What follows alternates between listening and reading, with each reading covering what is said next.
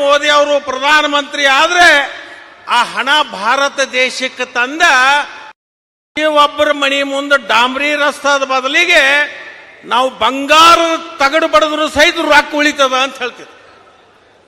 ಇನ್ನೊಂದು ಹೇಳಿದ್ರು, ಈ ದೇಶದ ರೈತರಿಗೆ ಬರಗಾಲದಲ್ಲಿ ತತ್ತರಿಸ್ತಕ್ಕಂಥ ಜನರಿಗೆ ಶಾಶ್ವತವಾಗಿರ್ತಕ್ಕಂಥ ಪರಿಹಾರ ಕೊಡ್ತೀವಿ.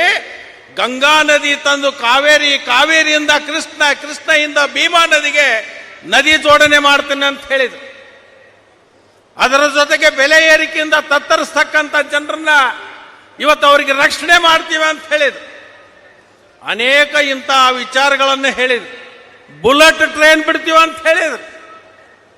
ಭಾರತ ದೇಶದ ಡಾಲರ್ ರೇಟ ಇವತ್ತು ಇಂಡಿಯಾದ ರುಪೀಸ್ ಮುಂದೆ 54 ಎತ್ತು, ಅದನ್ನ 10 ರೂಪಾಯಿಗೆ ತಂದು ಇಳಿಸ್ತೀವಿ ಅಂತ ಹೇಳಿದ್ರು.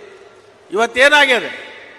ಇವರು ಕೊಟ್ಟಿರ್ತಕ್ಕಂಥ ಭರವಸೆ, ವಿದೇಶದಲ್ಲಿರ್ತಕ್ಕಂಥ ಕಪ್ಪು ಹಣ ತರ್ತೀವಿ, ಭಾರತ ದೇಶದ ರಸ್ತೆಗಳನ್ನ ನಾವು ಬಂಗಾರ ತಗಡಿನಿಂದ ಬಡದ್ರ ರೈತರ ಆದಾಯ ಬೆಲೆ ಏರಿಕೆ ಎಲ್ಲಿ ಹೋಗಿ ನಿಂತಿದೆ?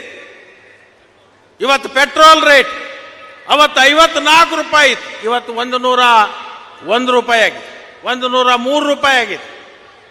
ಡೀಸೆಲ್ ರೇಟ್ ಏನಾಗಿದೆ? ಗ್ಯಾಸ್ ರೇಟ್ ಏನಾಗಿದೆ?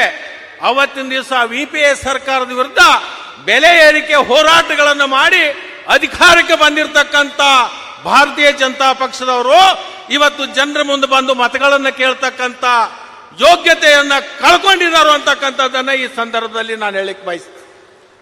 ಅದಕ್ಕೆ ಬಂಧುಗಳೇ, ನಾನು ಮತ್ತೊಮ್ಮೆ ಬರ್ತೀನಿ.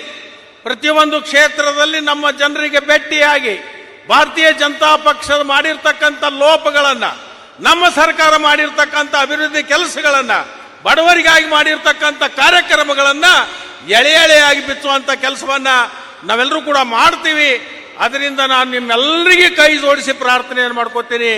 ನಮ್ಮ ಅಭ್ಯರ್ಥಿ ಸಂಭಾವಿತ ಎಲ್ಲ ಸಮಾಜವನ್ನ ಕರ್ಕೊಂಡು ಹೋಗ್ತಕ್ಕಂಥ ಒಬ್ಬ ಉತ್ತಮ ವ್ಯಕ್ತಿ. ನಾನು ರಾಧಾಕೃಷ್ಣ ಅವ್ರ ಬಗ್ಗೆ ಬಹಳ ದಿವಸದಿಂದ ನಾನು ಕೇಳಿದ್ದೀನಿ. ರಾಧಾಕೃಷ್ಣರವರು ಒಬ್ಬ ಅತ್ಯಂತ ಉತ್ತಮವಾಗಿರ್ತಕ್ಕಂಥ ಅಭ್ಯರ್ಥಿ. ಅಂಥವರನ್ನ ಆಯ್ಕೆ ಮಾಡಿಕೊಡುವಂತ ಕೆಲಸ ಇವತ್ತೆಲ್ಲರದ್ದು ನಿಮ್ಮದಿದೆ ಅಂತಕ್ಕಂಥ ಮಾತನ್ನ ಈ ಸಂದರ್ಭದಲ್ಲಿ ಹೇಳಿ ಒಂದು ಕೊನೆಗೆ ಒಂದು ಮಾತು ಹೇಳ್ತೀನಿ. ನಾನು ಖರ್ಗೆ ಸಾಹೇಬ್ರನ್ನ ಬಹಳ ದಿವಸದಿಂದ ನೋಡ್ತಾ ಇದ್ದೀನಿ. ನಾನು ಭಾರತೀಯ ಜನತಾ ಪಕ್ಷದಲ್ಲಿದ್ದಾಗ, ಗುಲ್ಬರ್ಗಾ ಉಸ್ತುವಾರಿ ಇದ್ದಾಗ ಅವರ ಸ್ವಭಾವ, ಅವರ ನಡವಳಿಕೆ, ಅವರ ಮಾರ್ಗದರ್ಶನ ಅನೇಕ ನಾನು ನೋಡಿದ್ದೀನಿ. ಅಂತ ಒಬ್ಬ ಮಹಾನ್ ನಾಯಕರು ದೇಶದ ನಮ್ಮ ಪಕ್ಷದ ರಾಷ್ಟ್ರೀಯ ಅಧ್ಯಕ್ಷರಾಗಿರ್ತಾರೆ. ಅವ್ರ ಕ್ಷೇತ್ರದಲ್ಲಿ ಸುಮಾರು 5 ಲಕ್ಷ ಅಂತರದಿಂದ ರಾಧಾಕೃಷ್ಣನ್ ಅವರನ್ನ ಗೆಲ್ಲಿಸುವಂತ ಕೆಲಸ ನೀವೆಲ್ಲರೂ ಮಾಡಿ ಇವತ್ತು ಖರ್ಗೆ ಸಾಹೇಬರ ಬಾವುಟವನ್ನ ಇಡೀ ದೇಶದಲ್ಲಿ ಹಾರಿಸುವಂತ ಕೆಲಸ ನೀವು ಮಾಡಬೇಕು ಅಂತ ಹೇಳಿ ಈ ಸಂದರ್ಭದಲ್ಲಿ ನಾನು ವಿನಂತಿಯನ್ನು ಮಾಡಿಕೊಂಡು ನಿಮ್ಮೆಲ್ಲರಿಗೂ ಕೈ ಜೋಡಿಸಿ ಪ್ರಾರ್ಥನೆ ಮಾಡಿ, ನಿಮ್ಮ ಆಶೀರ್ವಾದ, ನಿಮ್ಮ ಅಮೂಲ್ಯವಾಗಿರ್ತಕ್ಕಂಥ ಮತ ರಾಧಾಕೃಷ್ಣರವರಿಗೆ ಕಾಂಗ್ರೆಸ್ ಪಕ್ಷದ ಹಸ್ತದ ಗುರುತಿಗೆ ನೀಡಬೇಕು ಅಂತ ಹೇಳಿ ಕೇಳ್ಕೊಂಡು ನನ್ನ 2 ಮಾತು ಮುಗಿಸ್ತೀನಿ. ಜೈ ಹಿಂದ್, ಜೈ ಕರ್ನಾಟಕ, ಜೈ ಕಾಂಗ್ರೆಸ್.